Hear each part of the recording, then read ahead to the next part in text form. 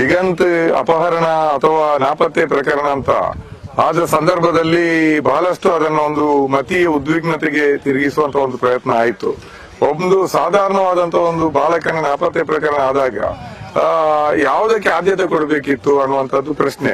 ಅದು ಯಾವ ಹಿನ್ನೆಲೆಯಲ್ಲಿ ಕೂಡ ಅನುಮಾನಗಳಿರ್ಲಿ, ಮೊದಲು ಆತ ಪತ್ತೆ ಆಗುವಕ್ಕೆ ಬೇಕಾದಂತ ಕೆಲಸಗಳನ್ನೇ ಮಾಡಬೇಕಿತ್ತೆ ಹೊರತು ಅದನ್ನ ತಮ್ಮ ಎಂದಿನ ಚಾಲಿಯಂತೆ ಸಂಘ ಪರಿವಾರ ಇಲ್ಲಿ ಮತೀಯ ಉದ್ವಿಗ್ನತೆ ಕೆರಳಿಸಲು ಪ್ರಯತ್ನ ಮಾಡ್ತು. ಒಂದು ಮುಸ್ಲಿಂ ಬಾಹುಲ್ಯದ ಪ್ರದೇಶ ಪರಂಗಿಪೇಟೆ ಅನ್ನುವಂಥದ್ದನ್ನು ಇಟ್ಕೊಂಡು ಮತ್ತು ಕಾಣೆಯಾಗಿರುವಂತಹ ಬಾಲಕ ಹಿಂದೂ ಅನ್ನೋದನ್ನ ಇಟ್ಕೊಂಡು ಇದನ್ನ ಮುಸ್ಲಿಮರೇ ಆತನನ್ನು ಅಪಹರಿಸಿದ್ದಾರೆ ಮತ್ತು ಆತನನ್ನು ಕೊಂದಿದ್ದಾರೆ ಅನ್ನೋ ಮಟ್ಟಕ್ಕೆ ಅವರು ಅಲ್ಲಿ ಒಂದು ಮತೀಯ ಸಂಘರ್ಷದ ವಾತಾವರಣವನ್ನು ಮಾಡ್ಲಿಕ್ಕೆ ಹೋದ್ರು.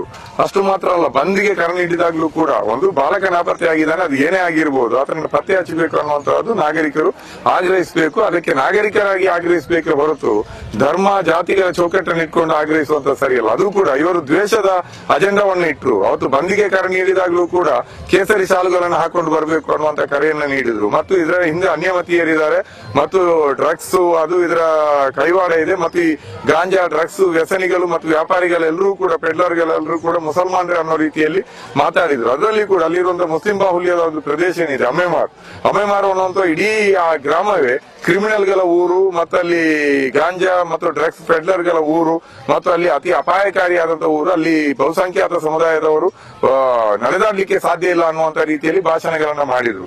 ನನಗೆ ಇನ್ನೂ ಬಹಳ ಬೇಸರ ಅನಿಸಿರುವಂತಹದ್ದು, ಈ ಪ್ರತಿಭಟನೆಯಲ್ಲಿ ಜಿಲ್ಲೆಯ ಬಿಜೆಪಿಯ 3-4 ಶಾಸಕರುಗಳು ಭಾಗವಹಿಸಿದ್ರು. ಸುರತ್ಕಲ್ ಶಾಸಕ ಭರತ್ ಶೆಟ್ಟರ್ ಅಂತೂ ಬಹಳ ಸ್ಪಷ್ಟವಾಗಿ ಇಲ್ಲಿ ಬಹುಸಂಖ್ಯಾತ ಸಮುದಾಯದವರಿಗೆ ಬದುಕಲಿಕ್ಕೆ ಅಸಾಧ್ಯವಾದಂತಹ ಸ್ಥಿತಿ ಇದೆ, ಭೀತಿಯಿಂದ ಬದುಕುವಂತಹ ಸ್ಥಿತಿ ಇದೆ ಅನ್ನೋ ರೀತಿಯಲ್ಲಿ ನೇರವಾಗಿ ಮತೀಯ ಉದ್ವಿಗ್ನತೆಯ ಇವುಗಳನ್ನ ಮಾತುಗಳನ್ನ ಆಡಿದ್ರು ಅನ್ನುವಂತಹದ್ದು ಬಹಳ ಖೇದದ ಸಂಗತಿ. ಒಬ್ಬ ಶಾಸಕರಾದವರಿಗೆ ಜವಾಬ್ದಾರಿ ಬೇಕಿತ್ತು.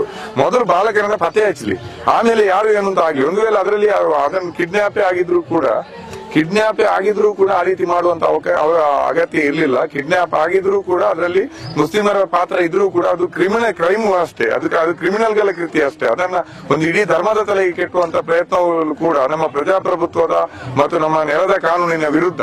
ನಾನಂತೂ ಈ ಪ್ರಕರಣದಲ್ಲಿ ಈಗ ದಿಗಂತ್ ಪತ್ತೆ ಆಗಿದ್ದಾನೆ, ಸುರಕ್ಷಿತವಾಗಿ ಪತ್ತೆ ಆಗಿದ್ದಾನೆ, ಅದರ ಬಗ್ಗೆ ನಮಗೂ ಕೂಡ ಖುಷಿ ಇದೆ.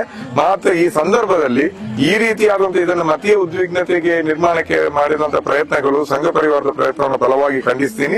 ಶಾಸಕರುಗಳ ನಡೆಯನ್ನು ಕೂಡ ಖಂಡಿಸ್ತೀನಿ. ಆ ನಿಟ್ಟಿನಲ್ಲಿ ನಾಗರಿಕ ಸಮಾಜ ಇವರಿಗೆ ಚೀಮಾರಿಯನ್ನ ಹಾಕಬೇಕು ಮತ್ತು ಪೊಲೀಸ್ ಇಲಾಖೆ ಈ ಕುರಿತು ಕೋಮು ಉದ್ವಿಗ್ನತೆ ಕೆರಳಿಸಿರುವ ಹಿನ್ನೆಲೆಯಲ್ಲಿ ಸುಮೋಟೋ ಒಂದು ಎಫ್ಐಆರ್ ಅನ್ನು ಕೂಡ ಹಾಕಿ ಇಂತಹ ನಡವಳಿಕೆಗಳು ಮುಂದೆ ಘಟಿಸಿದ ರೀತಿಯಲ್ಲಿ ಒಂದು ಸರಿಯಾದಂತಹ ಕ್ರಮವನ್ನು ಕೈಗೊಳ್ಳಬೇಕು ಅಂತ ನಾನು ಆಗ್ರಹಿಸಿದೆ.